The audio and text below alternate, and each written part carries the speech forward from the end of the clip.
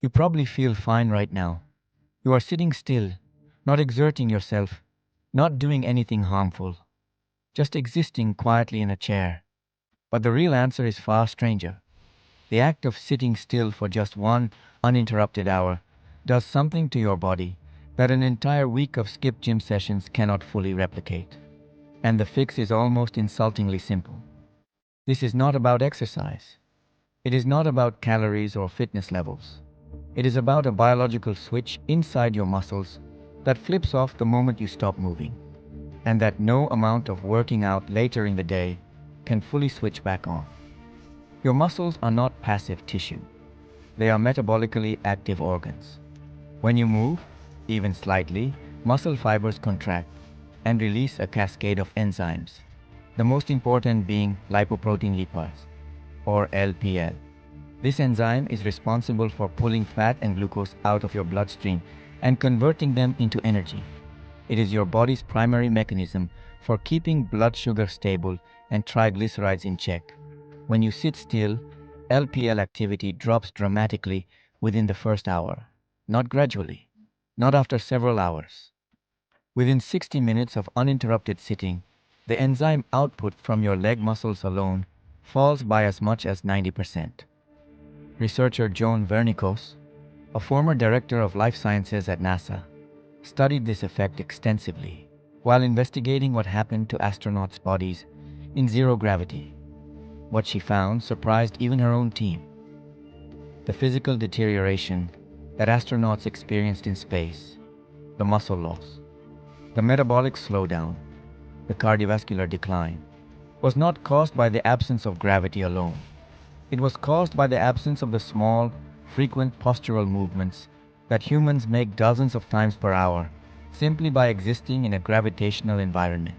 Back on Earth, Vernikos ran a series of experiments comparing people who sat for long periods and then exercised intensely against people who sat for shorter intervals and stood up briefly, as little as once every 30 minutes.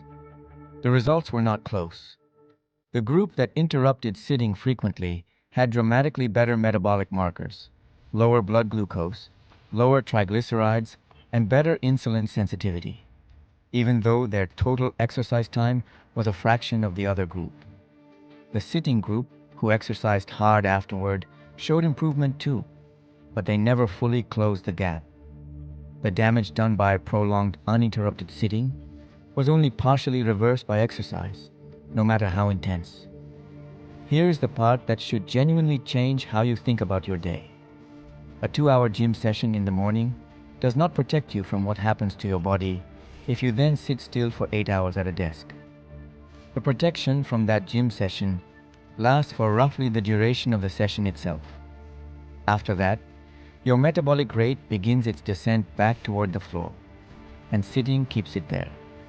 This is why researchers now talk about sedentary behavior and exercise as two separate, independent risk factors.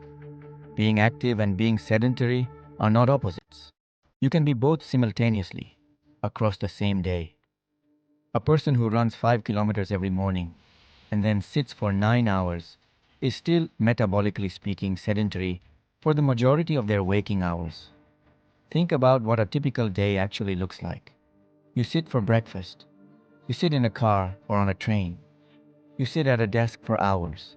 You sit for lunch. You sit again. You sit on a sofa in the evening. For most people in modern environments, the total accumulated sitting time is between 9 and 12 hours per day, often more. Each unbroken stretch of 60 minutes or longer is a window during which your LPL activity has essentially switched off. The fix, and this is the part that catches most people off guard, is not more exercise. It is more interruption. Vernikos found that simply standing up once every 30 minutes, even for just a minute or two, was enough to re-trigger LPL activity and keep metabolic function running at a significantly higher rate throughout the day. Not a walk, not a workout, just standing up from a chair. The movement does not need to be intense. It does not need to be long. It needs only to be frequent. Your body evolved for a world in which you never sat still for more than 20 or 30 minutes at a stretch. It evolved for constant, low-level movement interspersed with rest, not for 8 hours of stillness, followed by 45 minutes of intense effort. So the next time you feel fine sitting still in your chair, consider that fine is not the same as functioning. Your body is not alarming you. It is simply waiting.